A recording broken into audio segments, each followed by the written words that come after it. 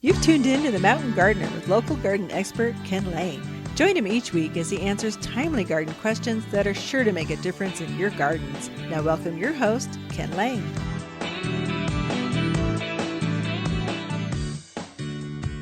So we live in a zone, a garden zone. So we go 1 through 10 basically. The higher the number, the less cold a plant can have. The lower the number, the more antifreeze that plant has, the colder it can be. So this Central Highlands area, my gardens are a zone 7. I'm in Prescott, Arizona at 5,400 feet, 7. So I can grow zone 7, 6, 5, 4, 3, 2, 1. So 7 means plants can go down to 10 degrees before they get damaged. I hardly ever see that. A zone 6 is basically go to 0. 5 and go below 0. So it gets colder and colder. So if you're in a zone 7, you can grow those plants plus all the colder ones because they're never going to see that kind of cold. If you go above that, so I flirt with a few zone 8 plants. These are plants that need to go down to 15 degrees or so. So, okay, I do see 15 degrees sometimes. So I grow some barrel cactus, so a palm tree, zone 8, an olive tree, a dwarf olive. It's beautiful. It's in a container. What I do is I'm taking those, I'm bringing them undercover under my front patio, front door, and I move the plant so it doesn't get frost directly on them, and it touches the house. So it's amazing how much heat your house throws off. And I've done that for years and years, and those plants come through like a champ. No problem. Zone 8. If I were to keep them just out there, out in the garden, if I were to plant them in the yard, I might have to do more work. I might have to cover them, put burlap on them, especially if barrel cactus, not any kind of cactus. Prickly pear, you can't kill prickly pear. Choyas or jumping cactus or teddy bear cactus, you can't kill those. They're fine on their own. They're a zone 5 plant, but it's a cactus. It's those borderline plants. I would say you might have to protect those. But until then, until you see super tremendous cold, don't worry about it. I would say most plants in the yard, if you put the right plant, you have the right zone in the sun, you're fine. Don't cover them. Don't protect them.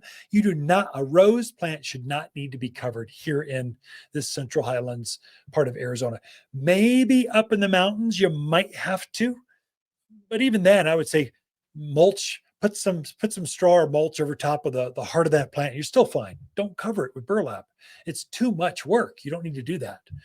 And so I see most folks do too much work and they just don't need to work that hard. You're okay. The best thing you can do is keep your plants hydrated. So a hydrated plant, especially if you hear the weatherman going, it's going to be a cold one. It's coming from the north. Oh my gosh. And people head to the grocery store and they empty the shelves because they think they're going to be buried alive. They think you're in Alaska or something. In reality, we're inside baking cookies for a couple of days. We're right back at it because it all melted away. If you see that, go ahead and water your plants. Take a hose out. A hydrated plant goes to the cold better than a dry plant.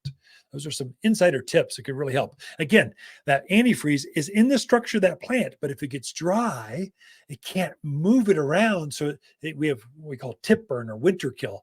The tips of the plant will actually burn off.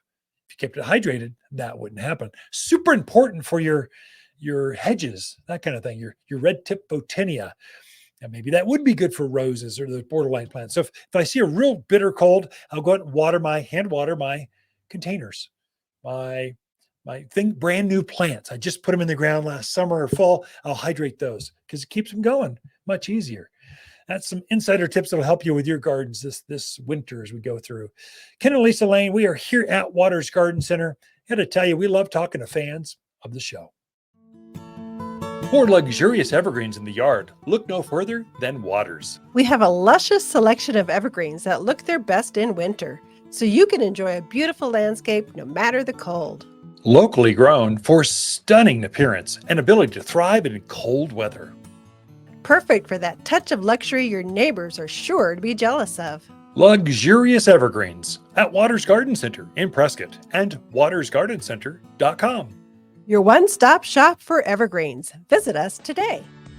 We believe we're the ones that can fill the world with sunshine at Watters Garden Center. If you want a more fruitful garden, increased success in your landscape that just feels better, then tune in every week to The Mountain Gardener. Years of tips, tricks, and garden shortcuts are guaranteed to make your gardens nicer than ever. Listen to this podcast or read Ken's weekly garden column by visiting wattersgardencenter.com. That's Watters with 2 T's, gardencenter.com. Thanks for tuning in.